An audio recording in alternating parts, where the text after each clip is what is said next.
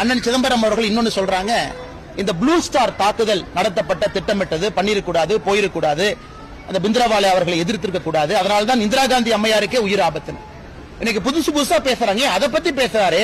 1984 டெல்லியில ப்ளூ ஸ்டாருக்கு பிறகு சீக்கியர்களை தேடி தேடி கொண்டார்களோ அதை மறந்துட்டாங்களா? அதுல என்ன சொன்னாங்க?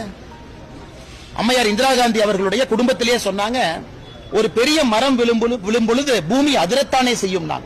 அப்படின்னா இப்படிப்பட்ட கலவரம் நடந்தால் உயிர் பலி வரத்தானே செய்யுங்கிற அர்த்தம். அதனால இன்னைக்கு சிதம்பரம் அவர்கள் திடீர்னு நாணயத்தோடு பேசுறாங்க.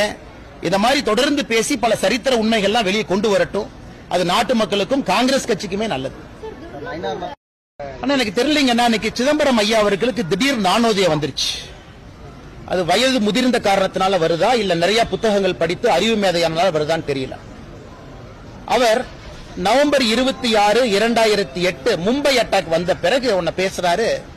எங்களுக்கெல்லாம் ஒரே கோபம், பாகிஸ்தான 2ல் 1 பண்ணலாமான்னு ரெடி ஆயிட்டோம். திடீர்னு ஒரு போன் வந்துச்சு பாருங்க அமெரிக்காரங்கிட்ட இருந்து, அப்படியே நாங்க ஒண்ணும் பண்ணல அப்படின்னு சொன்னார்.